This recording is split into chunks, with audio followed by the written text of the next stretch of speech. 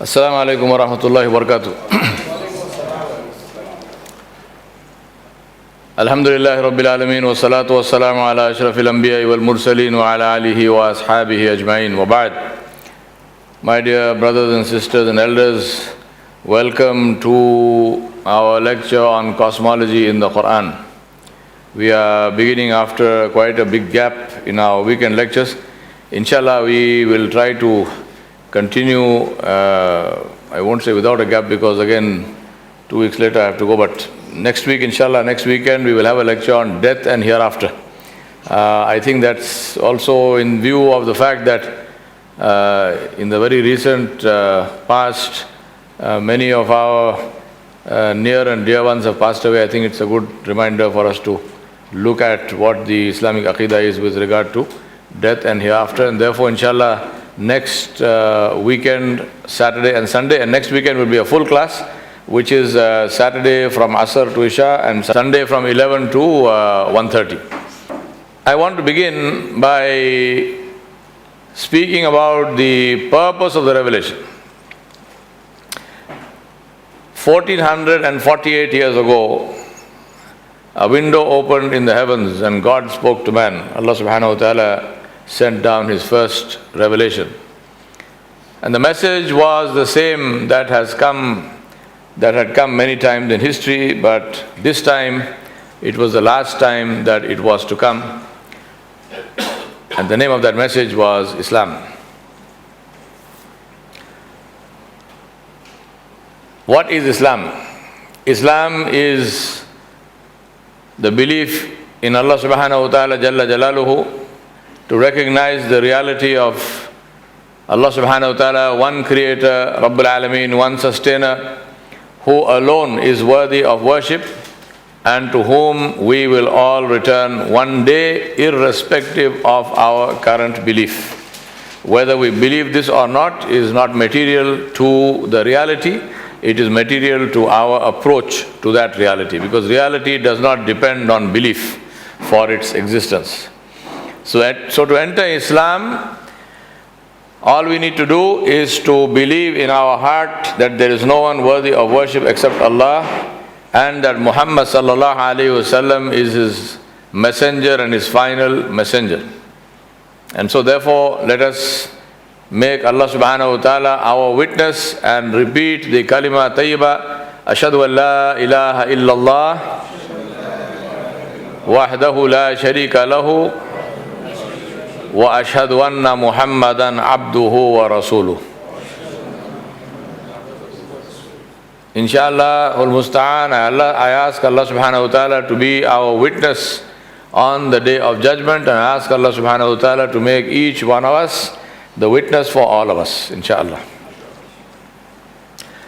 My brothers and sisters, Allah subhanahu wa ta'ala revealed his kalam and he introduced himself in this way, where Allah subhanahu wa ta'ala said, A'udhu billahi minash shaitanir rajim, Bismillahir rahmanir rahim, Allahu la ilaha illa huwal hayyul qayyum, لا تأخذه سنة ولا نوم له ما في السماوات وما في الأرض من ذا الذي يشفع عنده إلا بإذنه يعلم ما بين أيديهم وما خلفهم ولا يحيطون بشيء من علمه إلا بما شاء وسع كرسيه السماوات والأرض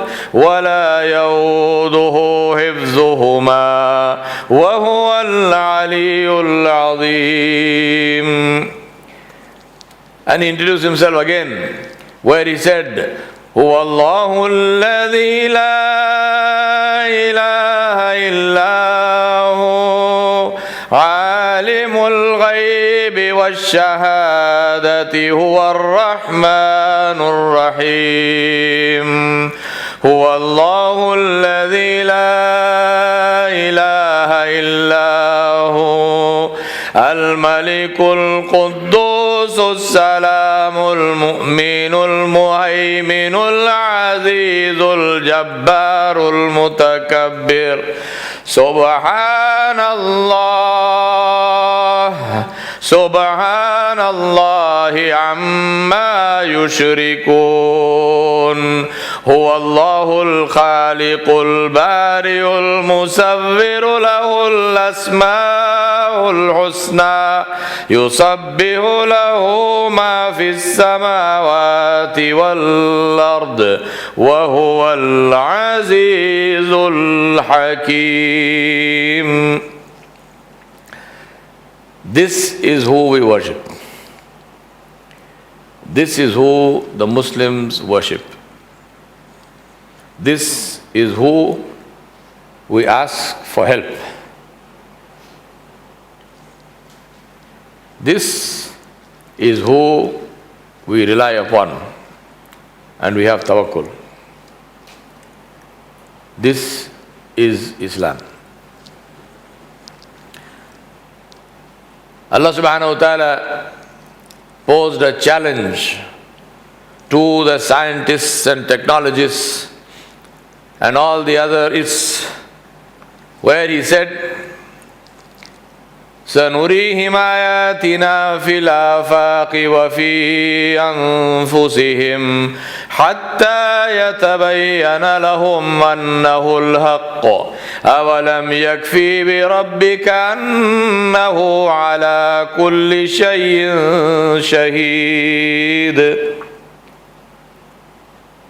This is a challenge to anybody from the one who created everything,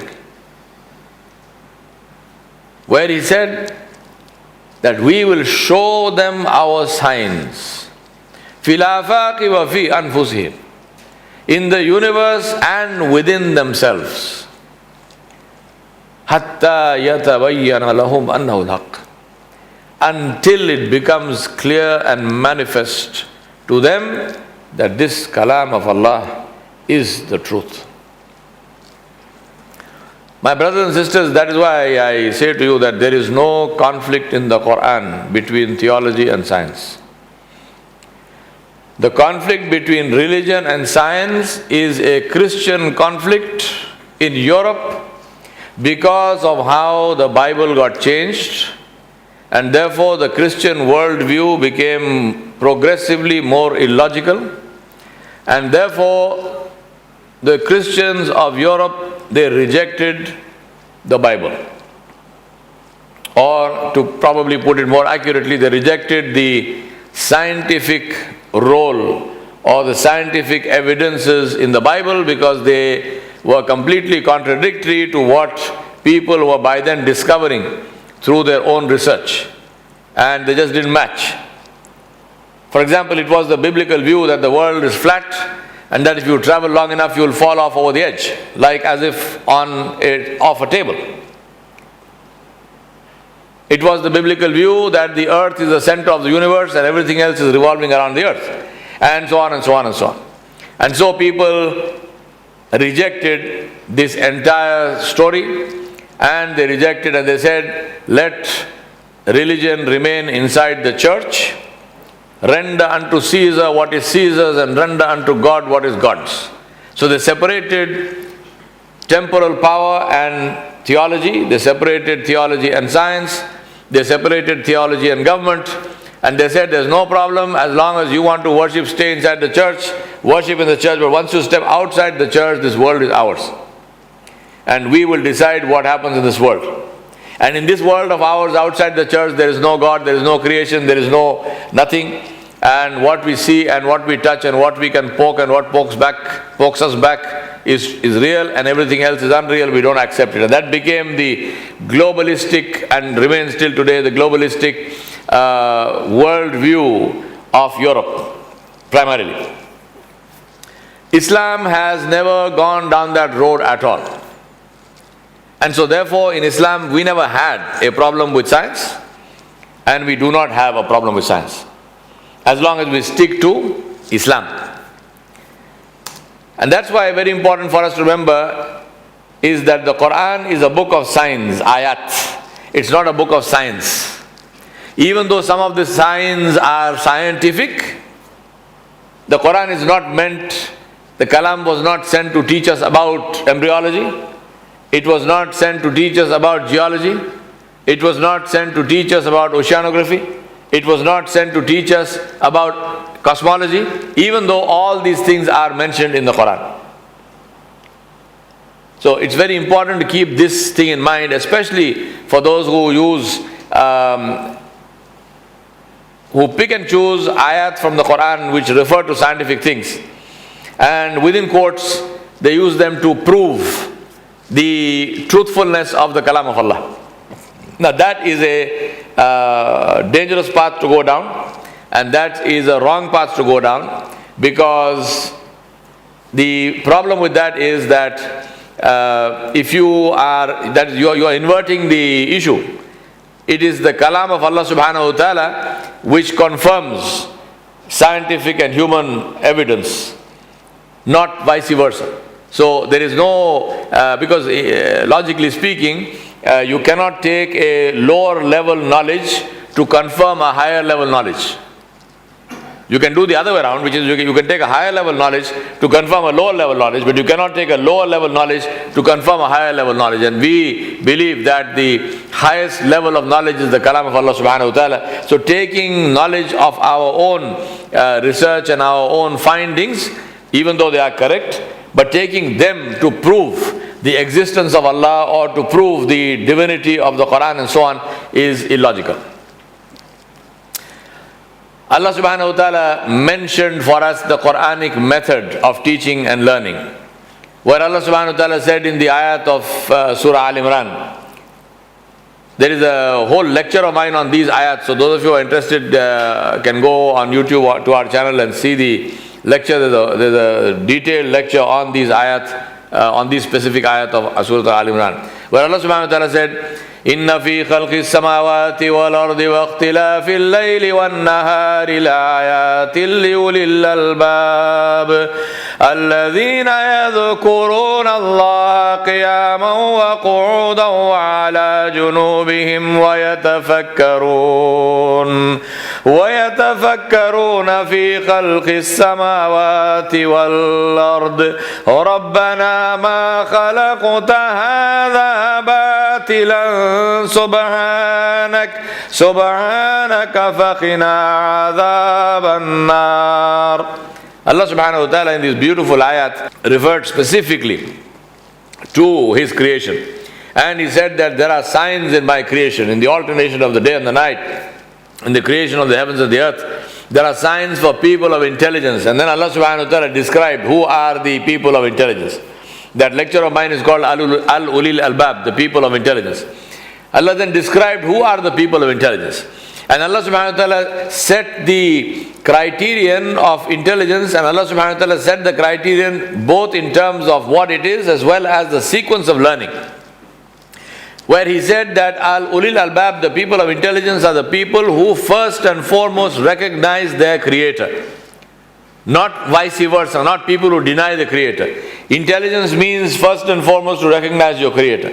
And then وَيَتَفَكَّرُونَ, who then do research and fikr and who are concerned about what happens in the universe. And Allah subhanahu wa ta'ala then mentioned the logical consequence of this sequence of teaching and learning, which is to say, رَبَّنَا مَا خَلَقْتَ هَذَا بَاطِلًا سُبْحَانَكَ فَقِنَا عَذَابَ النَّارِ. O our Rabb, you have not created all of this in vain. It's not without purpose. Glory to you, and save us from the torment of the fire. Because automatically the person then remembers that one day he or she will have to stand before Allah subhanahu wa ta'ala Jalla Jalaluhu. I submit to you that the Quran verifies cosmological theory. Because cosmological theory, like any other theory, is a theory. Nobody was there standing to see what happened. So therefore, theory is conjecture. It can be very intelligent conjecture. It can be conjecture which is based on circumstantial evidence, but still it is only conjecture. It is not fact, Nobody can say this actually happened because he wasn't there to see it. The kalam of Allah subhanahu wa ta'ala confirms those findings because Allah subhanahu wa ta'ala was there to see it because He did it. And that is very important for us to reiterate when we are making these statements, that the Qur'an confirms the theory, not vice versa. So without the Qur'an, we would never have known some of these things for sure, because it would continue to be theory. But once you read the kalam of Allah, then the kalam confirms them. Now, why these ayat? As I mentioned to you, there are ayat relating to genetics and geology and oceanology, cosmology, and so on and so forth. The purpose of the revelation of the ayat, as I mentioned before, is not to teach us these subjects of science. It is to draw attention of mankind towards their Creator, to whom is our return. It is inviting mankind to bow to the Creator in submission and not stand up against the Creator in opposition. Right? That is the purpose of these ayat. So we come to the ayat I have picked from the Quran. I'm not saying that these are all the ayat there are. There will be, or maybe more, inshallah. So, but first of all, Allah subhanahu wa ta'ala mentioned the beginning of the creation, and Allah subhanahu wa ta'ala said that it was smoke. And in Allah subhanahu wa ta'ala mentioned this, and He said, ثُمَّ اسْتَوَى إِلَى السَّمَاءِ وَهِيَ دُخَانٌ, smoke. فَقَالَ لَهَا وَلِلْأَرْضِ ائْتِيَا طَوْعًا أَوْ كَرْهًا قَالَتَا آتَيْنَا طَائِعِينَ. Allah said He turned towards the heaven when it was smoke and said to it and to the earth, come both of you willingly or unwillingly, and they both said, we come willingly. Then Allah subhanahu wa ta'ala said, أَوَلَمْ يَرَ الَّذِينَ كَفَرُوا أَنَّ السَّمَاوَاتِ وَالْأَرْضَ كَانَتَا رَتْقًا فَفَتَقْنَاهُمَا وَجَعَلْنَا مِنَ الْمَاءِ كُلَّ شَيْءٍ حَيٍّ أَفَلَا يُؤْمِنُونَ. Allah subhanahu wa ta'ala said in Surah Al-Anbiya, have not those who disbelieve known that the heavens and the earth were joined together as one united piece? Then we parted them, and we have made from water every living thing. Will they not then believe? Now today, all of these are spoken of in cosmology as theory. That, we talk about the Big Bang, you talk about how it was one mass and then it was separated and so on. Allah subhanahu wa ta'ala mentioned that He created everything from water. The whole issue, I always say that, you have to truly appreciate, if you want to look at Iman, you have to truly appreciate the Iman of the Sahaba Ridwanullahi alayhim ajmain. Because for somebody standing in the middle of the Arabian desert, surrounded by rocks, black mountains, rocks, not even enough water to drink sometimes. And here is Allah sending revelation saying, I created everything from water. Now how believable is that? You created everything from water? So where's the water? Where's the water? But they believed. And they believed with complete and total yaqeen. Seriously, this is the reason why Allah said, أَفَلَا يَتَدَبَّرُونَ الْقُرْآنَ أَمْ عَلَىٰ قُلُوبٍ أَخْفَالُهَا. Allah said, don't they reflect on the Quran? Or is it that their hearts are sealed, they've got locks on their hearts? The ayat did not come for people like you, alhamdulillah, but we need to think. The ayat came for the people who deny Allah subhanahu wa ta'ala. But seriously, we have to look at ourselves and say that if this ayat is read to me, can I say that I am not among these? Can we say that? Can we say I am not among those who do not reflect on the Quran? Seriously, let us ask ourselves these questions. So our solar system is a precisely engineered and highly complex moving system. Now there's a lot of stuff written on this in terms of how even a very, very small variation in the angle, for example, of the earth, the angle of the axis of the earth, even a very small variation would bring about absolutely catastrophic changes in climate, which would make life completely impossible to live on the face of the planet. Even a slight change. Now imagine Allah subhanahu wa ta'ala, that is that precise kind of engineering. So I always say to people, I mean, those who believe in the fact that creation is an accident, I mean, find me a precise accident. Now here are some wonderful images of our solar system, and here that's the sun with the planets. The orbits of the planets have been visualized so that you can see that. Now, if you take these, as I mentioned to you, the specific angles of the Earth and the specific angles of the orbit, the Earth takes 365 days to make one orbit of the Sun. Mercury takes 88 days to make one orbit. So, if you want to do a bit of math, how many years of Mercury equals 1 year of the Earth? So if you and I were transported to Mercury, you would instantly age.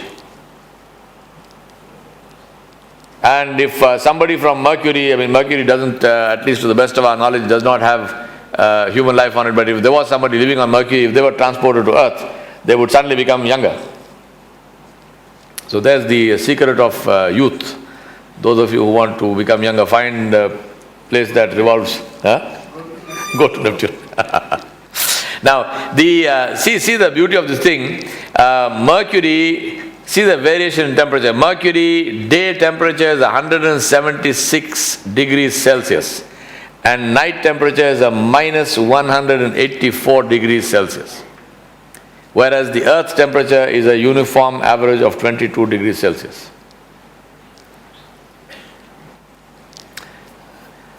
This is the distance of the Sun from the Earth is 150 million kilometers.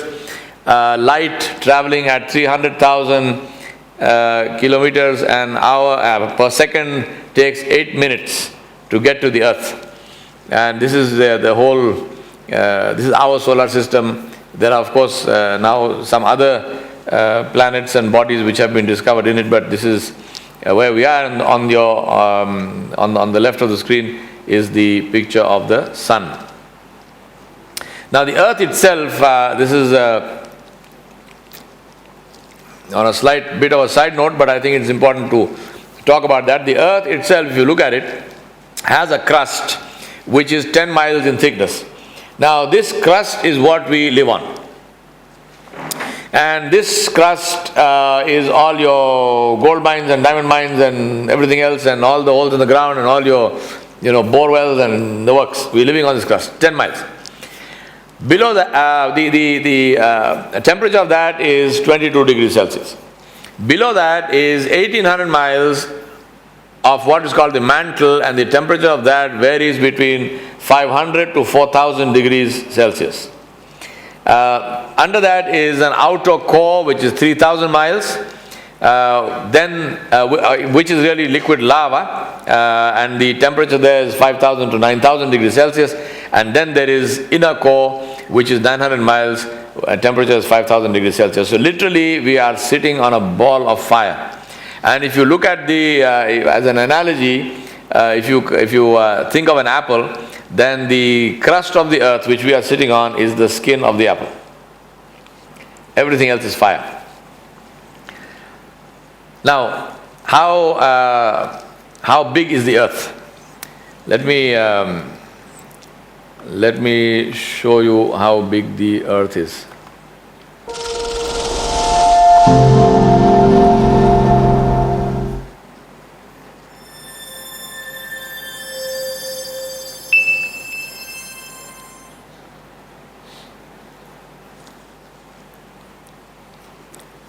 You'll never, ever get your head around how big the universe is. Don't go there, it's just vast, it's enormous.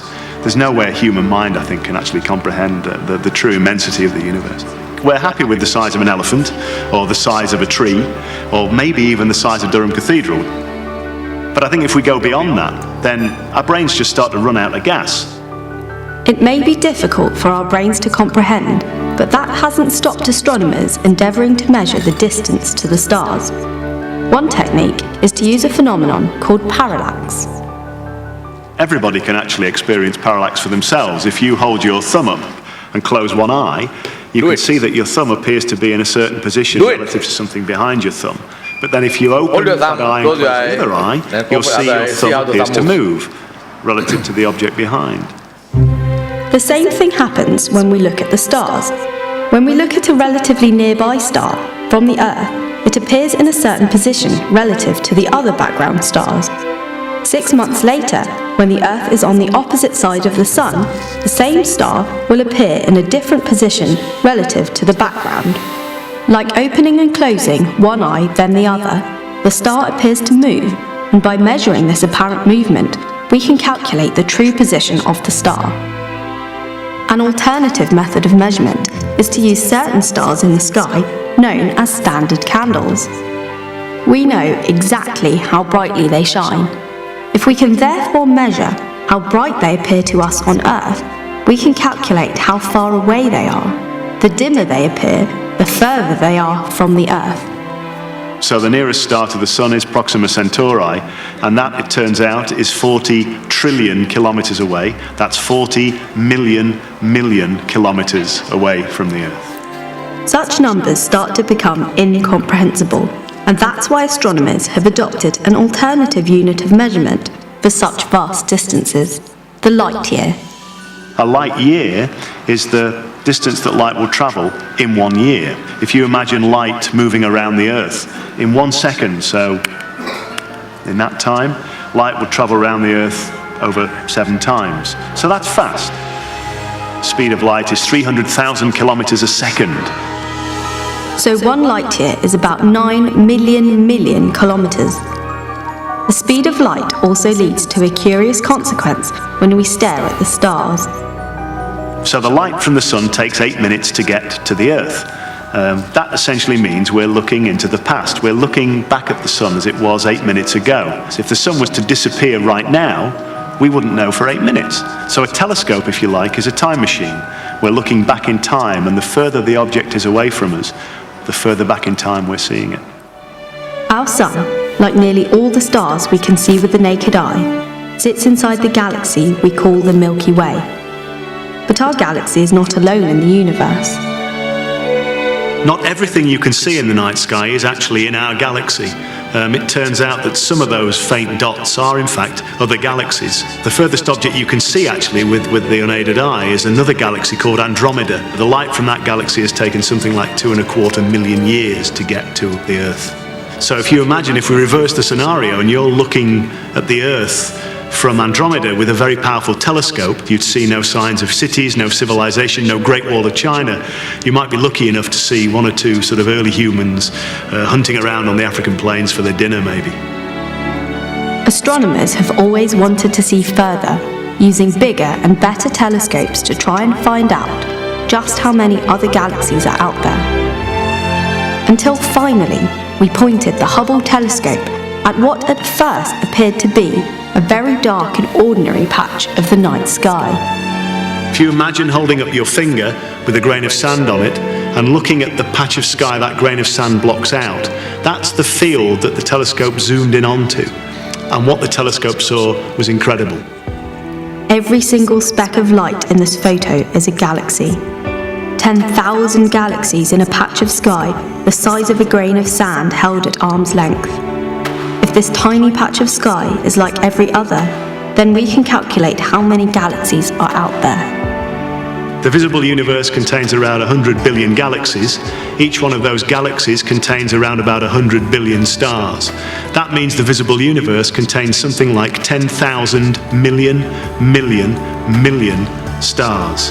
That means there are more stars in the visible universe than there are grains of sand on the Earth. The light from some of these most distant galaxies has taken around 13 billion years to get here. That's light travelling at 300,000 kilometres a second. The visible universe stretches around 13 billion light years from the Earth. So we've said the universe is big. I'm going to try and give you some idea how big. Imagine the Earth as a grain of sand. If that was the case, then our solar system, out to the orbit of the planet Neptune, would be as big as Durham Cathedral. So now let's imagine we take our solar system and we shrink it down to the size of this grain of sand. Then our galaxy, the Milky Way, would be 1,000 times bigger than this cathedral. So now we take the Milky Way galaxy and shrink it down to the size of the grain of sand. The cathedral would be the entire visible universe. The universe is big. It's really big.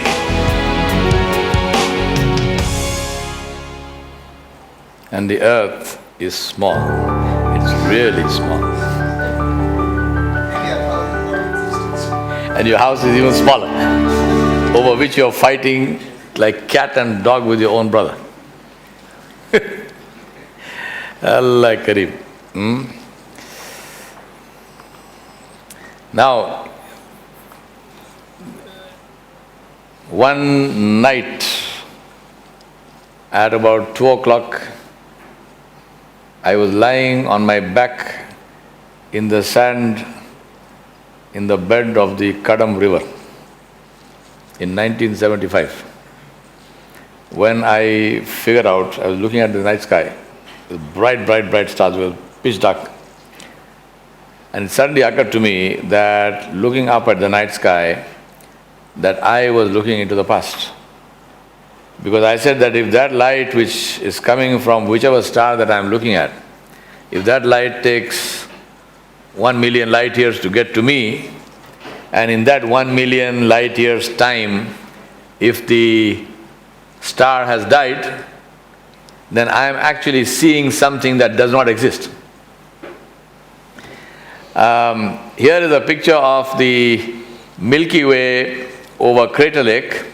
That's the lake in a crater of a volcano, and that's a very beautiful picture of that, the Milky Way galaxy. The key thing is, as the man said in the video, the visible universe, as they say, is the universe that is, if you hold a grain of sand on the tip of your finger at arm's length, that piece which is blocked out by the grain of sand, that is the visible universe.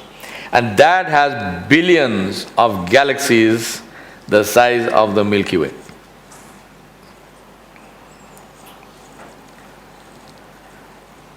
Allah subhanahu wa ta'ala talks about fixed orbits, and as we mentioned, if the orbits were not fixed, if they shifted, then it would bring about potentially catastrophic changes in the climate.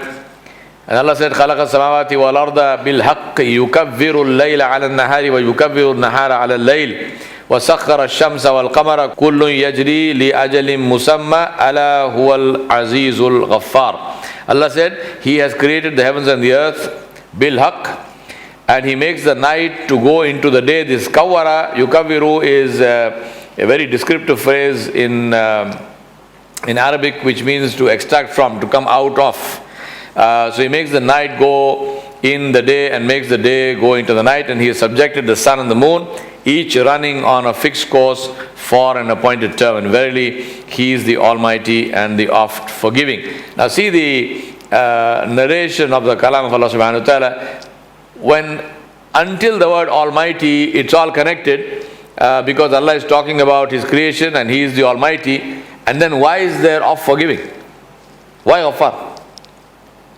And this is the point to understand about the kalam of Allah subhanahu wa ta'ala, is there is a purpose to this revelation. Allah is not simply describing, I made this, I made this, I made this. So what? Why the Ghaffar? Because He made all of this, therefore submit to Him and make tawbah and return towards Allah subhanahu wa ta'ala. Because He is Al-Ghaffar. Otherwise, tell me, in this ayah, how does the Ghaffar make any sense in this entire narration of what Allah is talking about? The Ghaffar is,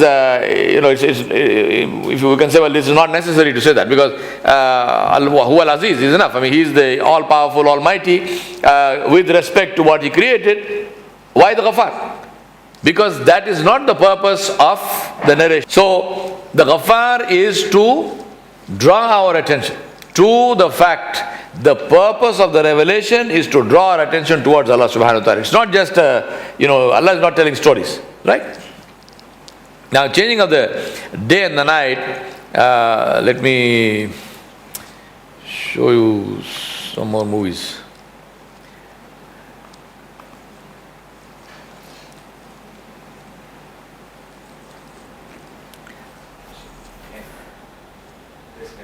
F? Oh, अच्छा, Control F. हो गया. This is time-lapse footage from the International Space Station. Those flashing lights is a lightning storm that is happening in the Middle East. These are the lights are the cities which are in the night. So you see the lights of the cities.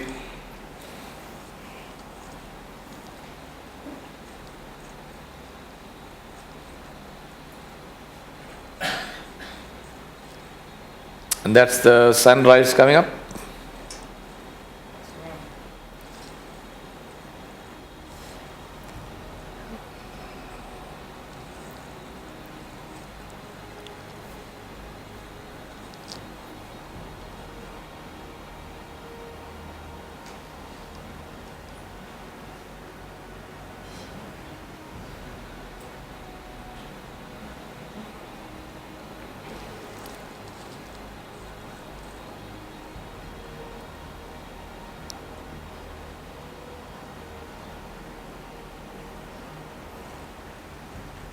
That is the aurora borealis, the shafaq, which we will see elsewhere.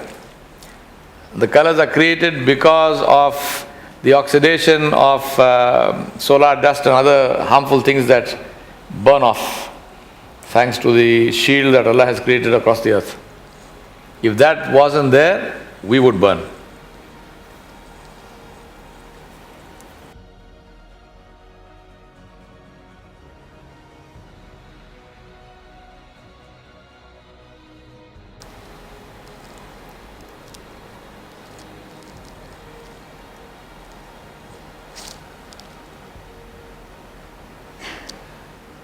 Those are the solar energy panels of the International Space Station. And as the sun rises, you see, and it goes.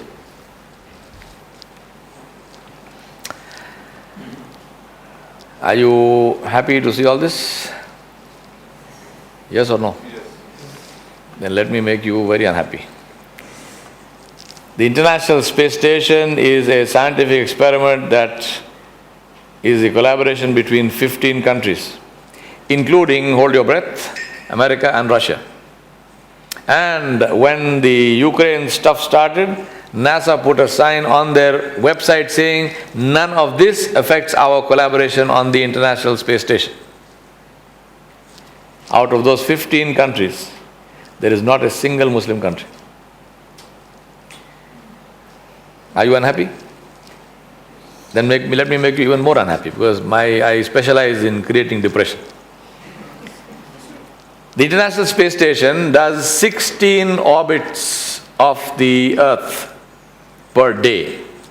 That's the speed at which it is going around the Earth. That means 16 sunrises, 16 sunsets.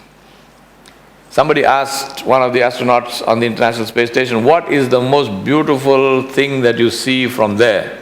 And that person says, the sunrises and the sunsets. He says, absolutely breathtaking, absolutely amazing. But you know the tragedy? For 16 sunrises and 16 sunsets on the day the space station was in the air till today as I speak, not once did anybody say Subhanallah. Why? Because you are too busy eating biryani. Because you don't want to invest money in education. You've got no sense of quality. You think it comes for free. Sorry, I'm not abusing you. This is for the general janta, which is much worse. And that is why the people who are watching those sunrises and sunsets, they say, wow, man. But nobody says Subhanallah. Nobody falls in sujood That video you saw, according to me, is a video of sajda, like an ayat of sajda. You see that video, you must fall into sujood. But who will fall into sujood? Someone who doesn't even know La ilaha illallah.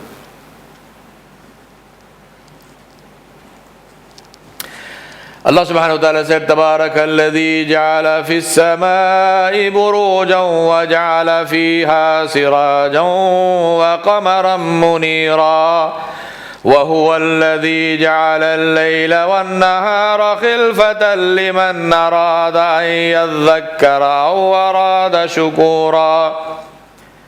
Blessed He, Tabarak, is the one who placed in the heaven big stars, constellations, and placed therein a great lamp, the sun and a moon giving light. And if you see the Arabic of this, Siraj wal Qamar, the lamp is the one which creates the light, which has the light of its own, whereas the Qamar is the one which reflects the light, which is the actual nature of the sun and the moon. And it is He who put the night and the day in succession for such who desires to remember or who desires to show his gratitude. Once again, the ayah reflect on the ayat of the Qur'an.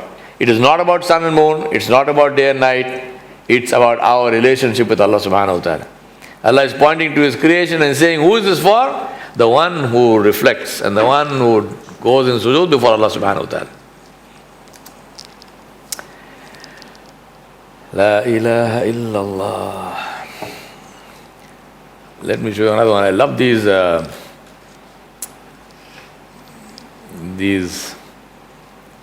all alone in the night actually is what we just saw. I'll show you this one later on. So we just saw that video. Allah talks about the phases of the moon, and so these are the different phases of the moon, again time-lapse photography. Creators of the moon, the poets who write a lot of poetry and compare the face of their beloved to the moon, obviously haven't seen a picture of the surface of the moon. The day temperature of the moon varies between 107 degrees to 123 degrees. And the night temperature goes to minus 153. चलो चांद की वैसी सूरत है बोले चांद की वैसी सूरत है तो डर के मारे भाग जाते जी and temperature also. Allah Kareem. Allah subhanahu wa ta'ala said, وَالشَّمْسُ تَجْرِي لِمُسْتَقَرٍّ لَهَا ذَلِكَ تَقْدِيرُ الْعَزِيزِ الْعَلِيمِ وَالْقَمَرَ قَدَّرْنَاهُ مَنَازِلَ حَتَّى عَادَ كَالْعُرْجُونِ الْقَدِيمِ لَا الشَّمْسُ يَنبَغِي لَهَا أَن تُدْرِكَ الْقَمَرَ وَلَا اللَّيْلُ سَابِقُ النَّهَارِ وَكُلٌّ فِي فَلَكٍ يَسْبَحُونَ. And the sun runs on its fixed course for a term, and that is the decree of Almighty, the All-Knowing. And the moon we have measured for its phases to traverse till it returns like the old dried curved date palm, date stick, which is date stalk, which is the description of the new moon. And it is not for the sun to overtake the moon, nor does the night outstrip the day. They all float, each in an orbit. Allah subhanahu wa ta'ala then mentioned also in Surah Takwir what today we know as the black hole. The black hole is not actually a hole, it is something which with such tremendous density and such tremendous gravitational force that even light does not leave its surface, and therefore it appears like a black hole, but it performs a very important function in space, in the universe, because it acts like a broom. It sweeps across and takes away everything. If you go near the black hole, it'll grab you. I mean, so that's what a black hole looks like, and this is what a black hole does.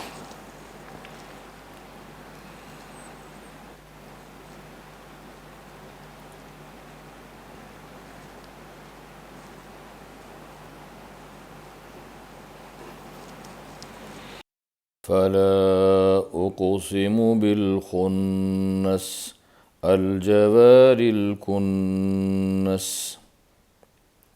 Allah subhanahu wa ta'ala said in Surah Al-Takwir, so verily I swear by the planets that recede, that is disappear during the day and reappear during the night, and by the planets that move swiftly and hide themselves.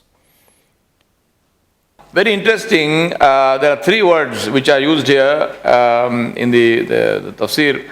The first is al-khunnas, which is that which is not visible. The second one is al-jawar, which moves swiftly, as we saw in this particular case. And the third is al-kunnas, that which sweeps and gathers everything to itself. Now that's a beautiful description of something which has tremendous gravitational force. So as it moves, it grabs everything to itself. Now, specific mention of celestial objects with the exact properties of black holes. Now, what is clear from this and other ayat of the Quran is that these are not random descriptions, but very pointed, clear and purposeful descriptions which are sent for a specific purpose, which is for people to recognize Allah subhanahu wa ta'ala jalla jalaluhu. Allah also mentions the death of stars, what we know as the supernova and the nebula. That's a picture of a supernova. Just before it dies, it becomes extremely bright with piercing brightness. That's the famous Crab Nebula, which you would have seen this picture many times. It's a very popular, very beautiful image. And Allah said, إِذَا السَّمَاءُ انْفَطَرَتْ وَإِذَا الْكَوَاكِبُ انْتَثَرَتْ. When the heaven is cleft asunder and when the stars have fallen and scattered. So specific mention of stars, of the death of stars and the falling of stars. Then Allah subhanahu wa ta'ala mentioned At-Tariq, the one that knocks in the night. That's the kind of sound, right?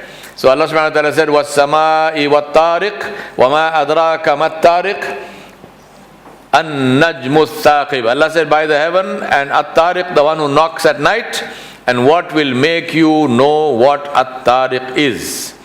And Allah said, it's a star of piercing brightness. And this is the Najmul Thaqib, this is the star of piercing brightness. And let me show you the issue of the Tariq.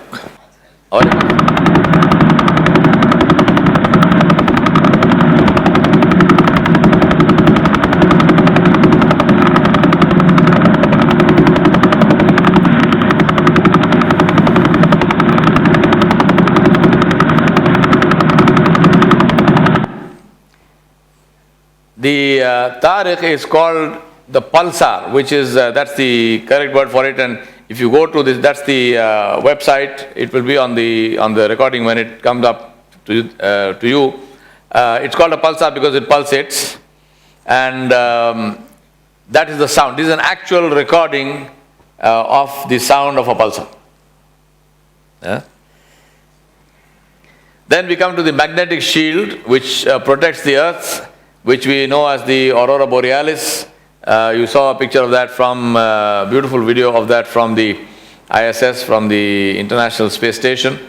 This is also called the Northern Lights. So those of you who go on an Alaskan cruise, you will see this, because that's one of the things that they show you if you go up in Alaska to the North Pole. You can see these. Again, another picture of the Shafaq. In Urdu, we also use the word Shafaq for twilight, for the evening, setting sun. But actual meaning of it is this. And as I said, this burns off the solar debris and stuff, which if this wasn't there to burn it off, if this magnetic shield was not there, then if that solar debris landed on the earth, it would just annihilate everything, it would just burn everything off. The earth is surrounded by a very strong magnetic shield which repels solar debris, solar wind, which is particles emitted by the sun, which if they land on the earth would have destroyed it. Instead of burning up the earth and destroying everyone in it, the solar wind is itself ignited and burned off and deflected so that the earth is safe. And this is visible as the aurora borealis in the Arctic region, which we know as Ash-Shafaq. which is one of the most beautiful of the celestial phenomena. So Allah subhanahu wa ta'ala mentioned this, and He said, فَلَا أُقْسِمُ بِالشَّفَقِ وَاللَّيْلِ وَمَا وَسَقَ وَالْقَمَرِ إِذَا اتَّسَقَ لَتَرْكَبُنَّ طَبَقًا عَنْ طَبَقٍ فَمَا لَهُمْ لَا يُؤْمِنُونَ وَإِذَا قُرِئَ عَلَيْهِمُ الْقُرْآنُ لَا يَسْجُدُونَ. This is an ayat of sujood. So before you go away, when you go back to the musalla, make sajda, inshallah. So Allah subhanahu wa ta'ala said, so I swear by the afterglow of the sunset, which is by the shafaq, and by the night and whatever it gathers in its darkness, and by the moon which is at the full, you shall certainly travel from stage to stage in this life and hereafter.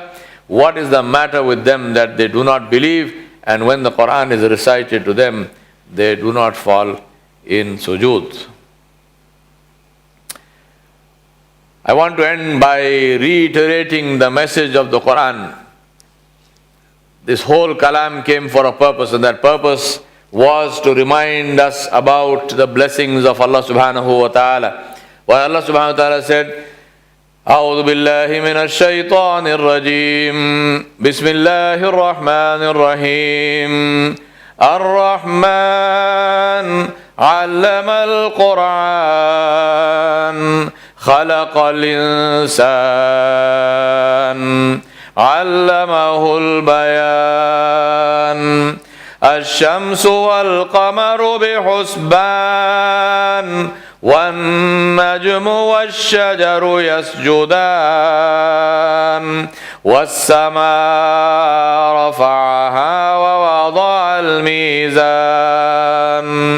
ألا تطغوا في الميزان وأقيموا الوزن بالقسط ولا تخسروا الميزان والأرض وضعها للأنام فيها فاكهة والنخل ذات الأكمام والحب ذو العصف والريحان فبأي آلاء ربكما تكذبان خلق الإنسان من صلصال كالفخار وخلق الجان من مارج من نار فبأي آلاء ربكما تكذبان رب المشرقين ورب المغربين فبأي آلاء ربكما تكذبان مرج البحرين يلتقيان بينهما برزخ لا يبغيان فبأي آلاء ربكما تكذبان يخرج منهما اللؤلؤ والمرجان فبأي آلاء ربكما تكذبان وله الجوار المنشآت في البحر كالأعلام فبأي آلاء ربكما تكذبان كل من عليها فان كل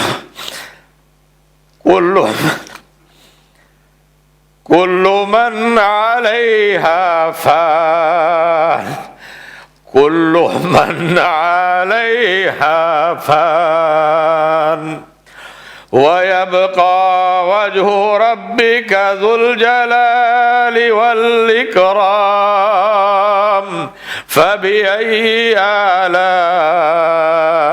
ربكما تكذبان And then Allah subhanahu wa ta'ala reminded us about the final truths, where again He mentioned the constellations, and He mentioned cosmology, and He mentioned His creation. And He said, فَلَا أُقْسِمُ بِمَوَاقِعِ النُّجُومِ وَإِنَّهُ لَقَسَمٌ لَوْ تَعْلَمُونَ عَظِيمٌ إِنَّهُ لَقُرْآنٌ كَرِيمٌ فِي كِتَابٍ مَكْنُونٍ لا يمسه إلا المطهرون تنزيل من رب العالمين أفبهذا الحديث أنتم مدهنون وتجعلون رزقكم أنكم تكذبون فلولا إذا بلغت الحلقوم وأنتم حينئذ تنظرون ونحن أقرب